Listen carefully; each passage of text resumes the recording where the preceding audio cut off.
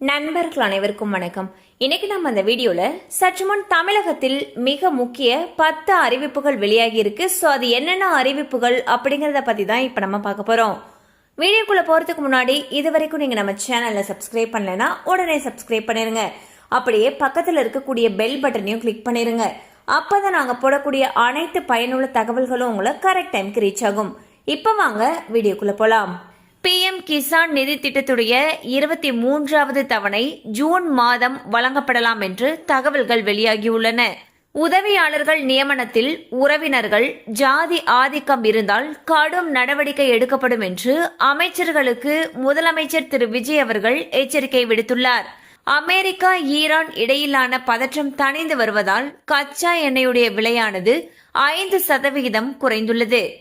புதிய திரைப்படம் வெளியாகி 7 நாட்களுக்கு தினசரி 5 காட்சிகள் திரையிட அனுமதி அளித்து முதலமைச்சர் திரு விஜய் அவர்கள் உத்தரவிட்டுள்ளார். மகளிருக்கு மாதம் 2500 ரூபாய் உள்ளிட்ட திட்டங்கள் படிப்படியாக நிறைவேற்றப்படும் என்று அமைச்சர் திரு செங்கோட்டையன் அவர்கள் உறுதியளித்துள்ளார். பாலியல் வன்கொடுமை உள்ளிட்ட குற்றம் புரிவோருக்கு கடும் தண்டனை பெற்றுத்தரப்படும் என்று முதலமைச்சர் திரு விஜய் அவர்கள் உறுதியளித்துள்ளார்.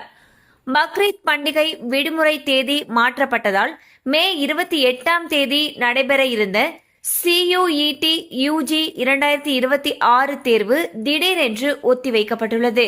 கூட்டுறவு வங்கிகளில் பெறப்பட்ட பயிர் கடன்களை தள்ளுபடி செய்து முதலமைச்சர் திரு விஜய் அவர்கள் உத்தரவிட்டுள்ளார்.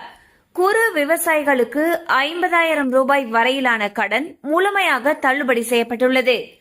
பயிர்க்கடன் தள்ளுபடி திட்டத்தினால் மொத்தம் 14,22,555 விவசாயிகள் பயனடைவார்கள் என்று முதலமைச்சர் திரு விஜய் அவர்கள் அறிவித்துள்ளார்.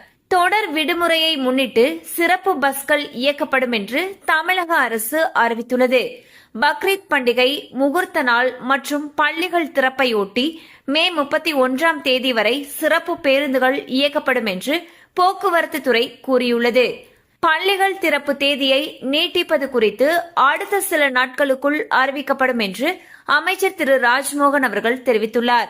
மேலும் பள்ளிகள் திறப்பு நாளன்றே மாணவர்களுக்கு தேவையான பாட புத்தகங்கள் குறிப்பேடுகள் உட்பட அனைத்து பொருட்களும் கிடைக்க வழிவகைகள் செய்யப்பட்டுள்ளதாக கூறியுள்ளார். ஹாஸ்பிட்டலுக்கு தடையில்லா மின்சாரம் வழங்குமாறு ஊழியர்களுக்கு TNEB உத்தரவிட்டுள்ளது.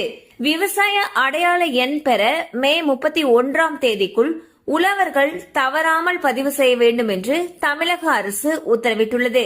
பொதுமக்களிடம் ரேஷன் கடை ஊழியர்கள் அன்பாக நடந்து கொள்ள வேண்டும் என்று அமைச்சர் திரு காந்திராஜ் அறிவுறுத்தியுள்ளார்.